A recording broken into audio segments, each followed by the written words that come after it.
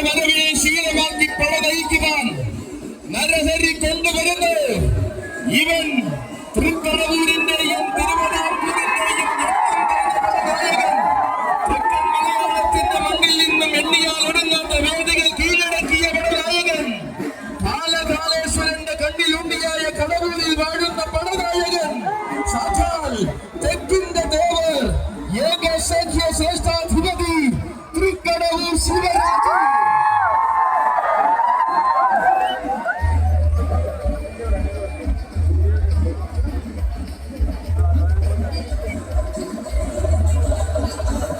കാത്തുകാത്തിരുന്ന ആരാധകരെ ആവേശത്തിന്റെ കൊടുമുടിയെത്തിക്കുവാൻ കളിക്കൂട്ടുകാരനായ പ്രിയ സാരഥി തകിടിയിൽ മനോജിന്റെ കയ്യും പിടിച്ചവതരിക്കുന്നു.